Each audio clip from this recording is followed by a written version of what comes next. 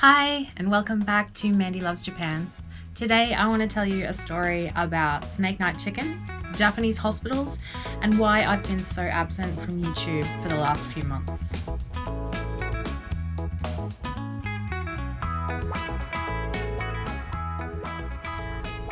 My story begins in July, when my son was given the opportunity to attend an English camp in Tochigi Prefecture. He spent 2 weeks there teaching kids about English and learning so many things, including some life skills like taking care of animals and maintaining some of the enclosures. Friday nights in our house are often our nights for having a quiet, relaxing night in with a couple of drinks. Every now and then we do team that up with trying a takeout, but this is a real treat in our house and doesn't happen terribly often. On the final night before we went to collect James from his 2-week adventure, we decided to try a new Karaage chicken place that we'd seen. So we sat at home with a couple of quiet drinks and our Karaage chicken and started enjoying a really nice, quiet early night, ready to prepare for our big trip the next day. The drive to Tochigi Prefecture is approximately 3 hours. Our plan was to get up really early the next morning, drive down there, spend the day at the campsite, see everything that James had been up to, enjoy the closing ceremony of the camp, and then take the 3-hour drive back home to Minamisoma. Unfortunately, at around 8 p.m, our night took an unexpected and unwanted turn. We received a phone call from the camp director. James had been bitten by a snake. As an Australian, the instinct to panic was very strong. Also, the instinct to jump in the car and get as close to him as possible as soon as possible. Unfortunately for us, Mick and I both had alcohol in our systems.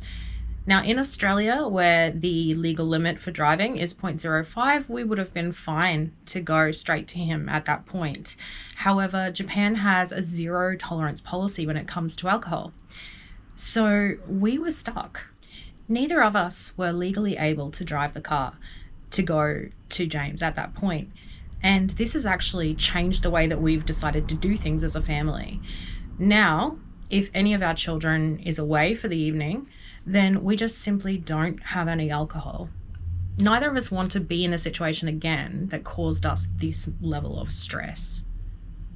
From the moment we learned that our son was in danger, things became very intense. We had so many thoughts and feelings running through us, and we couldn't immediately act on anything.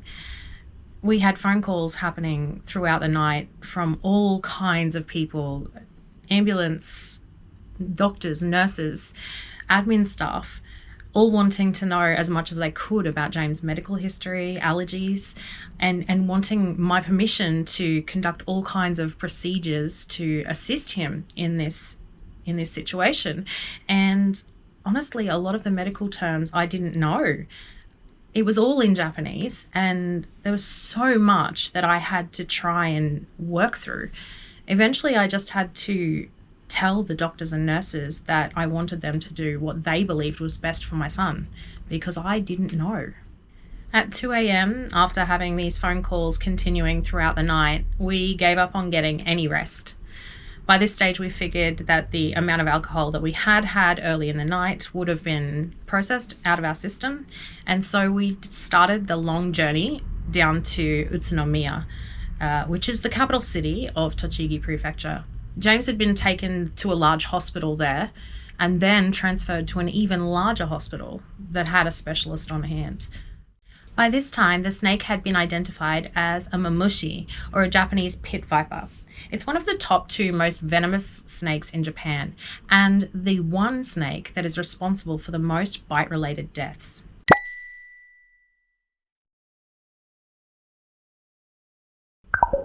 The venom is dangerous in a number of ways. Firstly, it causes severe pain and swelling from the site of the bite and travels throughout the body. If this reaches the torso, it can cause permanent harm to internal organs. This swelling can also crush nerve endings, causing permanent damage, loss of mobility, and in severe cases, amputation. The venom is also necrotic, which means that it kills skin and muscle tissue. As a parent, all of this information was, quite frankly, terrifying.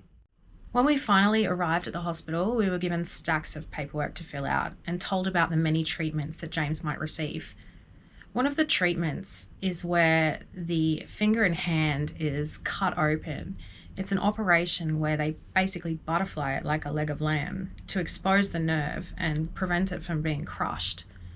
This is fairly traumatic for a tired parent to hear, especially through a translator.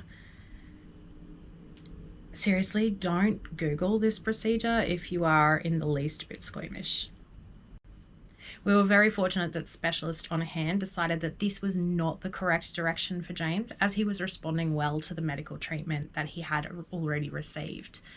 The doctors told us that he would need to be continued to be monitored closely and receive treatment for up to 7 days in the hospital.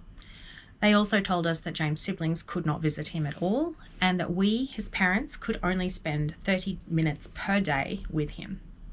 This was actually a breaking point for me, and I just started to cry. After I composed myself, I pled with the doctors and nurses to just be a little bit more lenient with us, and they agreed to allow James' little sister and brother to visit with him for 10 minutes.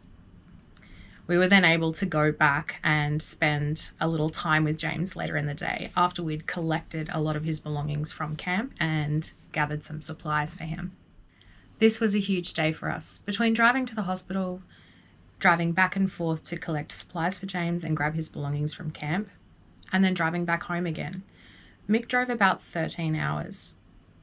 Fortunately, his experience as a long-distance truck driver had him well prepared for this. I took some time off work and stayed nearby the hospital to provide as much support and care for James as I could. Meanwhile, Mick couldn't do that, as we'd already organised to move house this weekend. So Mick had picked up the keys on Friday, and our plan was to pack and move as much as possible on the Sunday. Mick now had to do that with 2 less able bodies to help out, but he and the 2 younger kids were brilliant and got everything done within only a couple of days. Over the next few days, we learned a lot about the differences and similarities between Japanese and Australian hospitals.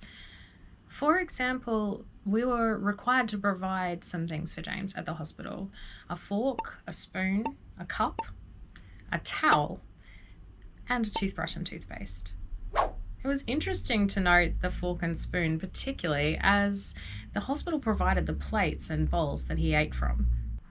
We were so grateful to the hospital staff. They were really kind and understanding when it took a long time for us to understand different things, when it took me so much longer to fill out the required forms that they had for us. And they were really, really very accommodating with James as well, spending a lot of time explaining to him what was going on with his own medical care.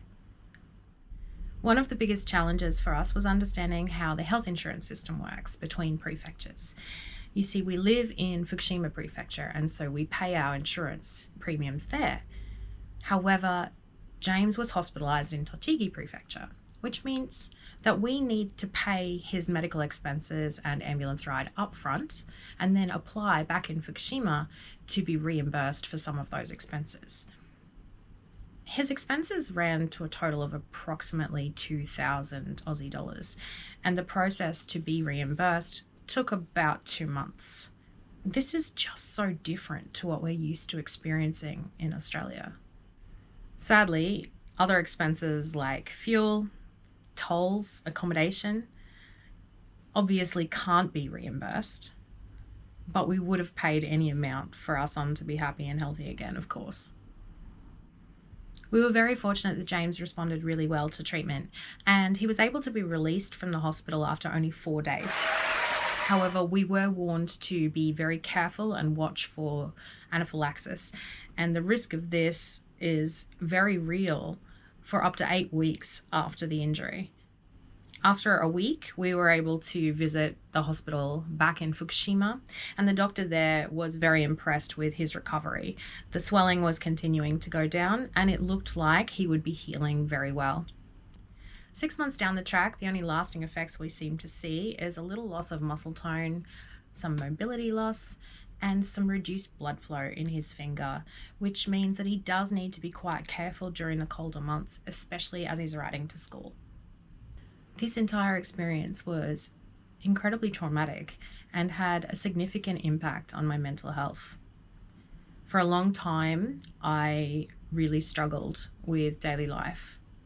I went to work, I smiled at people, I cared for my kids, but any extra activities were just really, really hard to engage in, and I really didn't feel like my true self. This is one of the reasons that I haven't been active on YouTube over the past 6 months. It was just too difficult to engage with any extra activities. But I'm actually feeling like I've turned a corner recently, and I'm feeling like my true self again. Seeing Mick participate in the Hibisei Matsuri was so much fun, and I'm really hoping that you guys enjoyed that video. I'm so looking forward to starting to share more of my experiences with you guys again, and I have a few ideas for some videos coming up that I'm going to try and get to ASAP. So now you know the story of how our favourite Karaage chicken got the name Snake Night Chicken. It's really delicious. We've been so lucky to have plenty of visitors come from Australia since June, and every time we try and make sure that Snake Night Chicken is on the menu. Thank you so much for listening to our story, and thank you for all of the friends and family who knew about our struggles and offered us care and support. We really, really valued that interaction from you, and it really helped us get through this really tough time. So until next time, thank you so much for watching, and keep watching out for our videos, like, subscribe, and I'll see you next time. じゃあね。